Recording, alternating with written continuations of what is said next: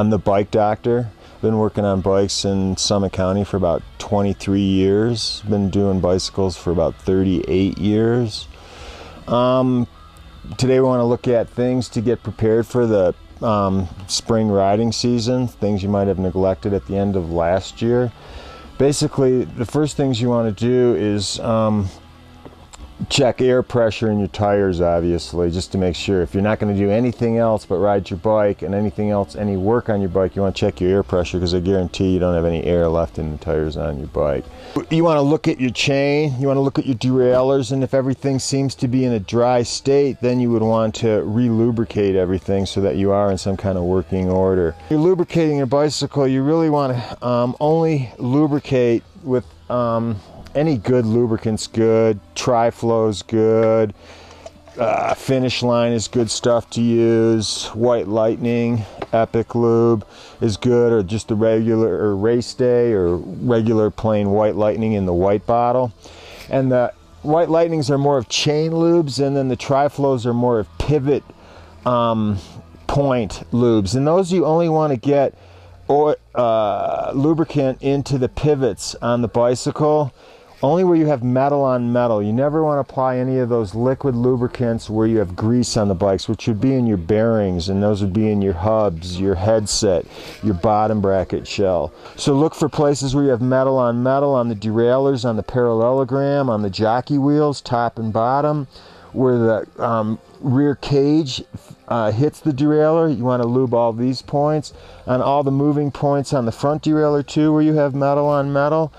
And then any of the moving parts on the brake levers too, where you have metal on metal. And then what you want to do is you want to come back and wipe all the excess lubricant off with a paper towel or something. You don't want to have excess lube, because that excess lube dripping down on the parts of the bicycle will actually collect dirt.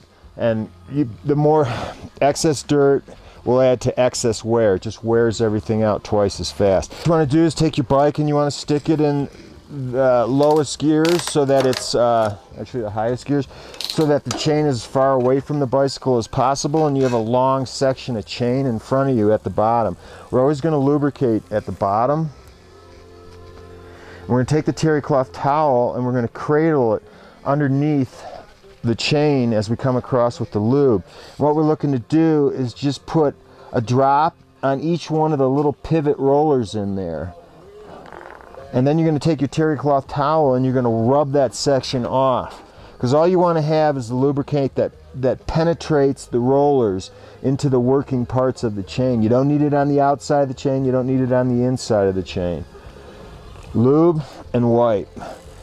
And then you're going to go on to the next section of chain. Lubricate it and wipe it off. Next section of chain. Lubricate and wipe it off. And then usually it's going to take 4.5 sections to get the whole chain.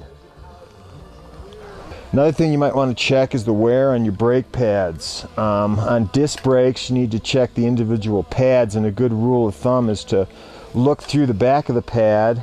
If you look right in there, you can actually see the pads themselves, and if it's thinner than a dime, it's time to replace the pads. If it's thicker than a nickel, you're usually good to go.